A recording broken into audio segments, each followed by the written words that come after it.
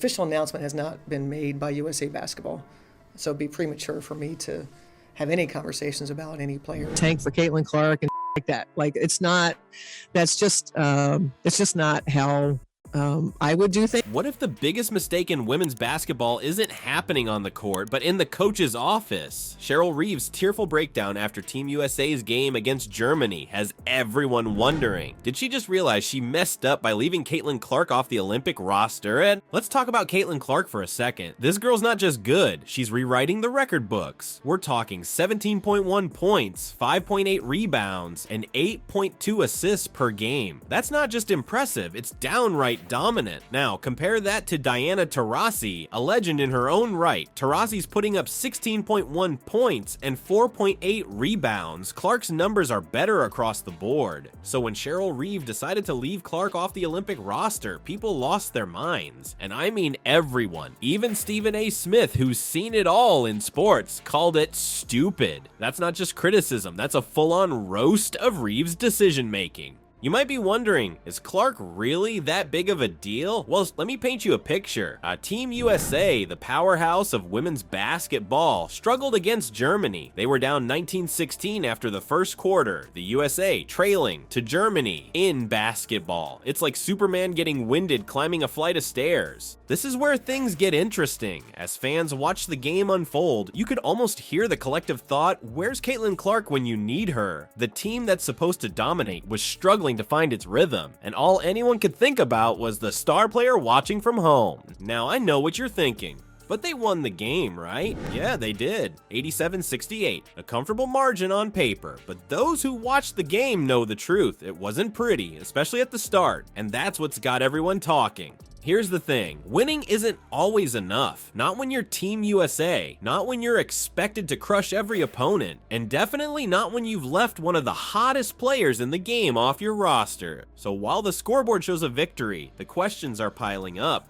Could Clark have made that early struggle disappear? Would her presence have turned that slow start into a dominant performance from the get-go? These aren't just idle thoughts. They're the kind of questions that keep coaches up at night. And speaking of coaches, let's circle back to Reeve for a second. Remember those tears we talked about earlier? Starting to make a bit more sense now, isn't it? It's like she's caught between a rock and a hard place. On one side, a win for Team USA. On the other, a storm of criticism that's not dying down anytime soon. Let's talk about what victory really means. Team USA just beat Germany, but Coach Cheryl Reeve looks like she's lost her puppy. Picture this, the final buzzer sounds, players are celebrating, but Reeve? She's off to the side, looking lost, eyes welling up. It's like she's trapped in her own personal defeat while everyone else is partying. You might be thinking, what's her deal? They won. But here's the thing, sometimes winning isn't everything. Reeve's body language is screaming louder than any victory cheer. It's like watching a chef get a Michelin star but still obsess over that one overcooked dish. Something's eating at her, and it's not hard to guess what or who it might be.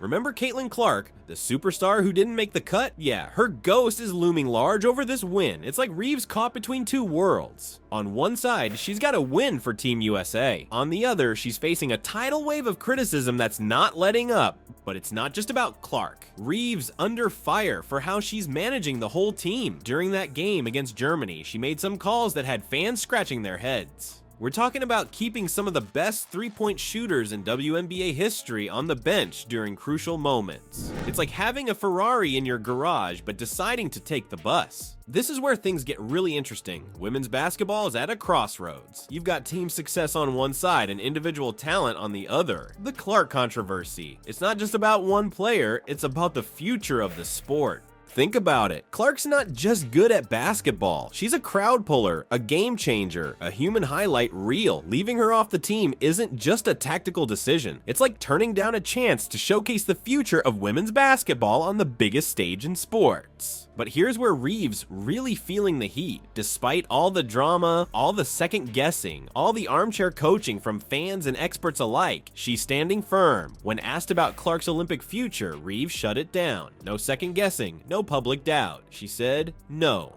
when asked if she had any regrets about Clark not making the team. Talk about a poker face, right? But remember those tears after the game? It's like watching someone insist they're fine while their house is on fire. Reeves' words might be saying one thing, but her emotions are telling a whole different story. This is the price of victory in high-stakes sports. It's not just about what happens on the court, it's about the decisions made behind closed doors, the what-ifs, the could-have-beens. Reeves' internal struggle is playing out for all to see, a battle between professional resolve and personal doubt. And let's not forget, Team USA did win the gold medal, but even that victory comes with an asterisk. The games were close, too close for comfort for a team that's used to dominating. It's like winning a race by a photo finish when you're used to leaving everyone in the dust. Let's talk about Caitlin Clark for a minute. This isn't just about points on a scoreboard or assists in a stat sheet. We're talking about a player who's changing the game. Former WNBA stars are singing her praises, and not just for her skills. They're calling her a whole event. That's right, Clark isn't just a player, she's an experience. You might be wondering, what makes her so special? Well, it's simple. When Clark steps on the court, people show up. She's not just playing the game, she's drawing crowds, creating buzz, and getting people excited about women's basketball in a way we haven't seen in years. Now, you'd think that's exactly what Team USA would want, right? A player who can not only dominate on the court, but also fill seats and get people talking. Well, here's where things get complicated. The selection committee had their own playbook. They were all about playing ability and adaptability to the international game.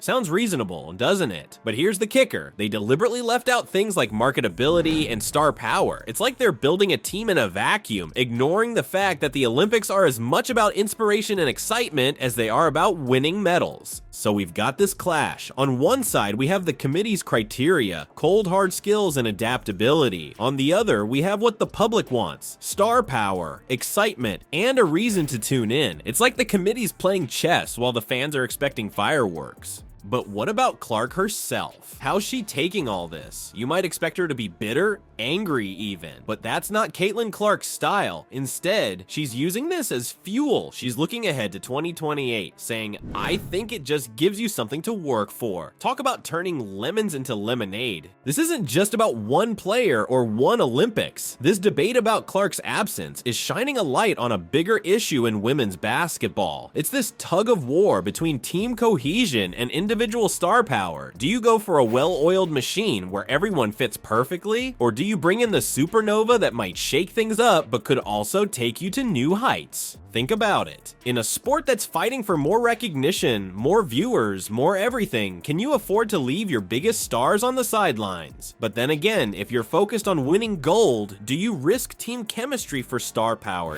This isn't just a basketball decision. It's about the future of the sport. It's about growing the game, inspiring the next generation, and giving women's basketball the spotlight it deserves. And right now, Caitlin Clark is at the center of it all. So where does this leave us? We've got a team that's built for victory, but might be missing out on a chance to captivate the world. We've got a rising star who's using disappointment as motivation. And we've got a sport that's at a crossroads, trying to figure out how to balance winning with growing.